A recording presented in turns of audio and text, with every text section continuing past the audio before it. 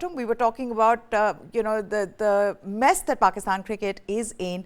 And it almost seems like just when you think that, okay, nothing more can go wrong, there's a new story that comes out now with the selectors stepping down. Can this team just sort of put all this aside and concentrate on, on the action on the field? Impossible to be able to do that. I mean, every day there is some or the other story that's really coming out. I mean, last night, obviously, there's Inzamam-ul-Haq story. Then there's also the story that they refused to eat dinner in the team hotel and they ordered some biryani and kebab.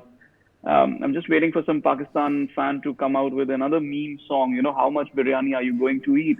Even when things are going wrong, how much biryani do you really want right now? Look, this is a nightmare situation. I mean, I'm glad I'm not a Pakistan fan or a Pakistan related to a Pakistan, cricket as an analyst or as a journalist. It's not सही my thumbnail 24/7 गलत है. job to follow to follow Pakistan cricket. That would be an absolute nightmare because what is really happening? We are in the middle of a World Cup. The team is really not doing well on the field. There's no unity in the dressing room. There's no unity on the field, as we saw in the last game against Afghanistan. And now the chief selector has stepped down because they're having an inquiry in the middle of a tournament, which is really, really disappointing. So I think it was a time for Pakistan cricket to present a united face, which they have not been able to do. And there is no doubt in my mind that it is going to impact their performance on the field as well. Bangladesh haven't beaten, Pakistan since the 1999 World Cup. Today is a golden chance just to do that. Absolutely. And you know what? They look to do it because, as Chetan was saying, Jamie, this team has hit rock bottom on the field, off the field. It doesn't help that Babar Azam's WhatsApp messages get leaked and they're plastered all over, national TV channels in Pakistan, on social media. Now, the rift has only deepened because what we are hearing is that that Inzamam-ul-Haq stepping down is because of a conflict of interest problem where Inzamam-ul-Haq is one of the directors of a company which has Mohammed Rizwan as the other director and another director who owns an agency which represents 70% of this Pakistan team. I'm going to get into the details of this. But this is ek hota hai ki dal mein kuch kala hai. This is kali dal. Everything is wrong right now with Pakistan cricket. And you're telling me that they've realized this now. I mean, who are we kidding, right?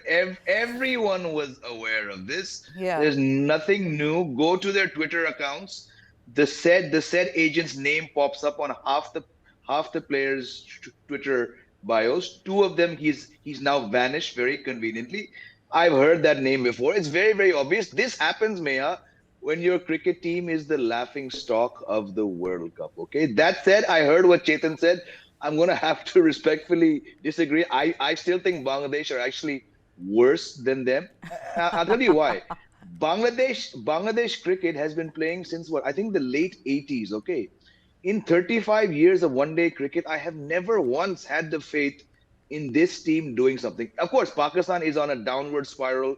We've said this is their worst Pakistan, but man to man, if there's one team I believe this team will beat, it's going to be Bangladesh. Do you know when you look back at their only win so far against Afghanistan, Afghanistan should have taken that match. Afghanistan should have been 4 wins from now. But look, just coming back to this Pakistan team, I mean, I'm reading articles, I'm trying to see because I'm very, very keen to see. Obviously, I can't just go by what the three of us keep talking about. But I'm trying to figure out what are people saying, what are they reasoning is the problem?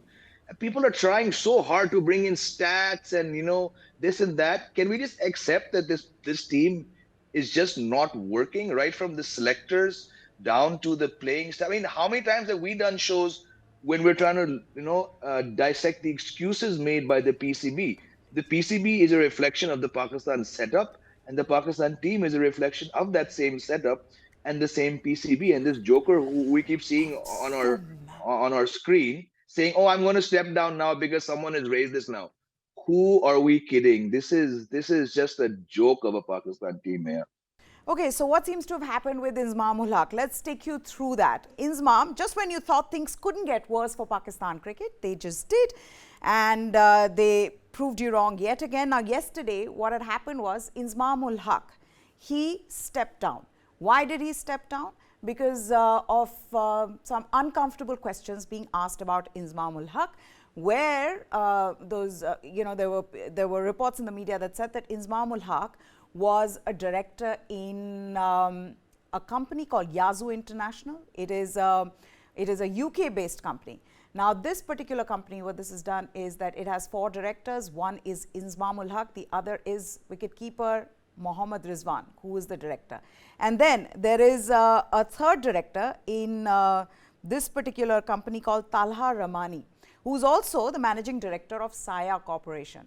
What is Saya Corporation? It's an agency that represents prominent players like Babar Azam, Mohammad Rizwan, Shaheen Shah Afridi, and the others. So 70% of this team is basically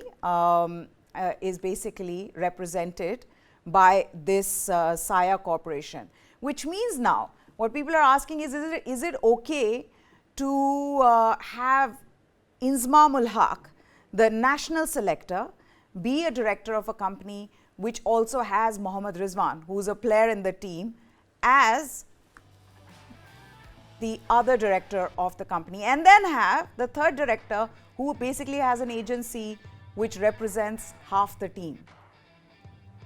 That's where, when the talks of favoritism, some players being preferred over the others, that's where those particular questions are rising from. And I think that's the problem with this team. Let's go across to Chetan as well. Chetan, just talking about it, I mean, we've seen conflict of interest problems here in India as well, with some former cricketers. There have been, a former captain who had a player agency, and of course, not much was spoken about, but yes, very clearly there were problems here in India as well with some of the top players.